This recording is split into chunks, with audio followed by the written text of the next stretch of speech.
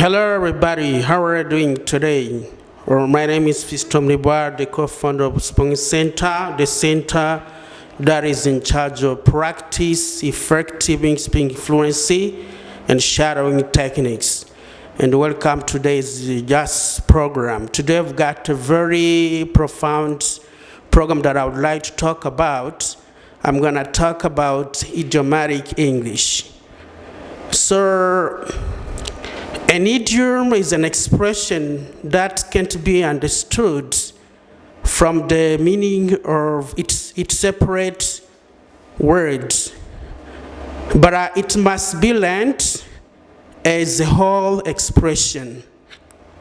Because an idiom, sometimes people who use idioms while speaking or expressions or phrases or verbs, if you have a low level of English, it can be hard to understand that person because he's using a lot of expression in the idiom. So you need to upgrade your English so that you may understand what somebody is talking about, especially native speakers. When you are talking to him or to her, so they normally use idiom, they use idiomatic English. So you'd better upgrade your English. You have to go up to increase your level of speaking, because when you have a low level of speaking, it can be really hard to figure out what the person is talking about.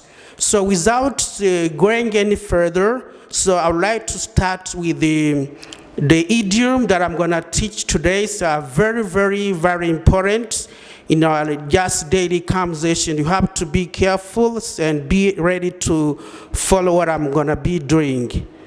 So the first one is short of. Short of is an idiom, right? Short of, which means except, apart from.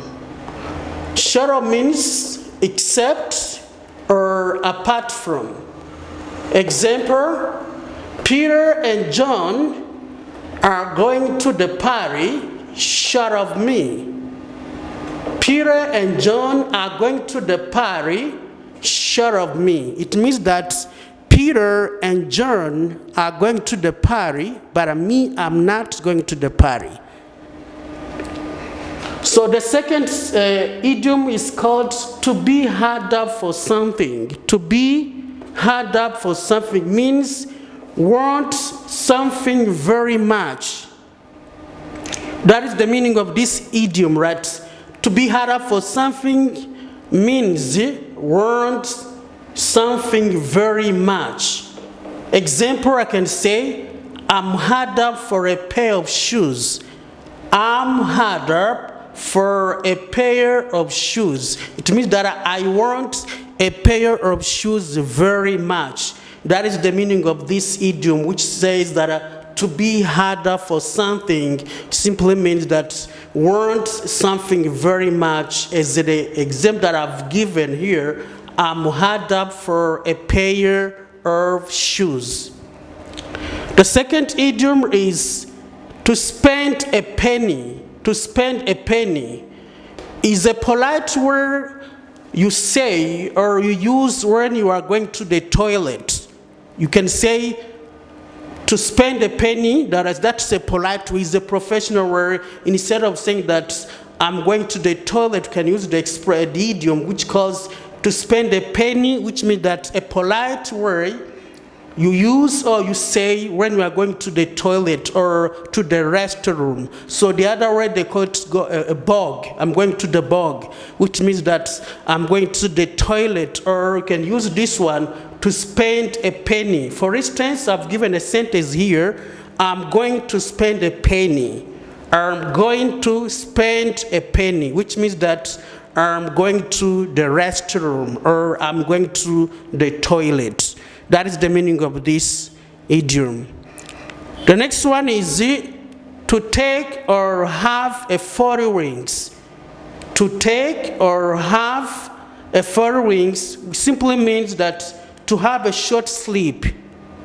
To have a short sleep. For instance, did you have a 40 rings before coming? Yes, I did. Mean that, did you sleep for a short time? Did you take a little short time of sleep, like did you take a nap?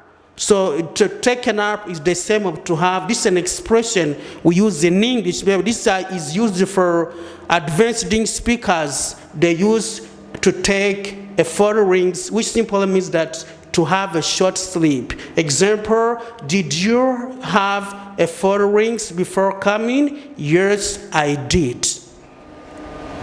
So the next idiom or the next expression is to turn somebody's brain, to turn somebody's brain, to turn somebody's brain, which simply means that to disturb somebody mentally. But somebody is trying to focus on something or concentrating on something, and then you try to come and try to disturb him, right? And he can tell you, or he or she can tell you that, please don't turn me brain. It means that don't disturb me, because you've got something that I have to focus on, so that I have to concentrate on. The next one is to cut a rag. To cut a rag. To cut a rag, which means to dance. This is an idiom or an expression. To cut a rag means to dance. For instance, my wife and I cut a rag on Saturday. My wife and I cut a rag on Saturday. The next one is quite a bit. Quite a bit. Quite a bit, which means a lot of. Quite a bit means a lot of. For instance, he has got quite a bit of money, which means that he has a lot of money. That's the meaning of this expression, that quite a bit means a lot of. Example says he has got quite a bit of money, means that he has got a lot of money. The next one is to shop around. To shop around. This is an expression, and this is used normally for native speakers. That is where you need to upgrade your English speaking skills. If your level is still low, you cannot figure out what somebody is talking about, because they normally use expressions, idioms, phrase, or verbs. That is where it's better to know some idiomatic English while you talk with somebody, depending on the person that you are talking to. So this one says that to shop around simply means that to compare prices at different shops before buying. I know that when you want to buy something, what do you do first? You try to compare prices. You ask prices from different places or different shops or different people. So that is why I put this expression, shop around, which simply means that to compare prices at different shops before buying. Some people do shop around before buying. You cannot buy immediately without asking the price from different shops or from different people. That is the meaning of to shop around, means that to compare prices at different shops before buying. The next one is that to go window shopping. To go window shopping, which means that to look at the goods or items on this displays in the shops or markets and not buy anything. Sometimes you can go to the market and you start without having any aim of buying anything, but you just move around and you see, you ask prices, but you don't buy anything. That's what we say, that to go window shop. You can say, last week I went window shopping.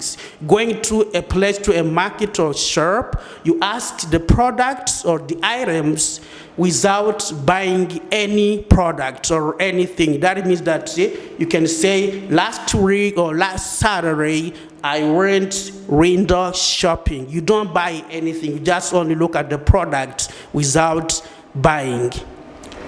So the last one is to buckle down. To buckle down. There is an expression that is used too much with native English speakers. To buckle down means that to start working very hard and seriously. That's to buckle down, to start working very hard and seriously. For instance, you can say, it is time to buckle down. It is time to work very hard and seriously. So these are the expressions that I've prepared for you today.